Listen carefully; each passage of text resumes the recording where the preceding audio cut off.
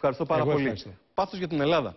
Κοιτάξτε λοιπόν τι έκανε η Vodafone. Αποφάσισε να χορηγήσει, να είναι μεγάλος χορηγός, σε ένα γεγονός που βοήθησε πολύ σημαντικά την τοπική οικονομία της Μεσσηνίας. Χορήγησε ένα τουρνουά γκολφ σε ένα πολύ μεγάλο ξενοδοχείο, σε μια από τις μεγαλύτερες ξενοδοχειακές μονάδες. Πάνω εκεί λοιπόν, τι έγινε, διευρύνθηκε κατά πολύ ο χρόνος που έχει το τουριστικό προϊόν της χώρας μας, τουλάχιστον στην περιοχή. Δούλεψαν οι συνεργαζόμενες επιχειρήσεις, δούλεψαν και οι εργαζόμενοι στο ξενοδοχείο πολύ πιο νωρίς από τα προβλεπόμενα. Πάμε να δούμε το Messinian Pro-Am. Τα νέα των μικρομεσαίων επιχειρήσεων.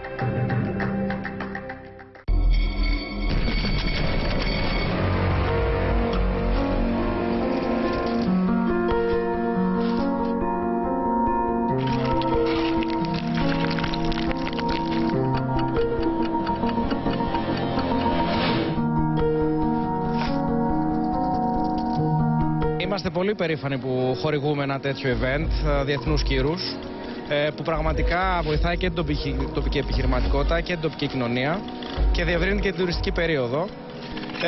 Και επιπρόσθετα για μένα προβάλλει και την Ελλάδα στο εξωτερικό, ιδιαίτερα τις ομορφές της Μεσσηνίας, που αρχίζουν και γίνονται πλέον παγκοσμίως γνωστές μέσω από events σαν και αυτά.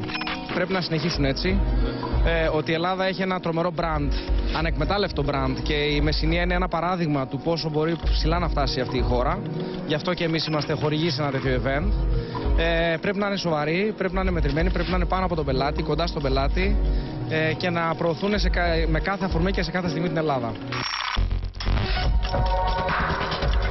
Messinian Pro-Am, το Golf Tournament, δημιουργεί κάποιες προϋποθέσεις. Φυσικό το λόγο, όταν γίνεται Φεβρουάριο και αρχίζουν οι επιχειρήσεις που θα αρχίζανε τον Απρίλιο, Μάιο να λειτουργούν, έχουν μια προσδοκία γνωριμιών, επαφών και εν τη αυτή περιπτώσει και ετοιμασίας. Συνάμα καταλαβαίνουμε και εμείς επιχειρηματίες ότι πρέπει να κάνουμε κάτι το παραπάνω για να βοηθήσουμε τη συγκεκριμένη ενέργεια ή όποιες ενέργειες. Τα νέα των μικρομεσαίων επιχειρήσεων. Στο θέμα που σας είχαμε πει για το εμπόριο. Πώς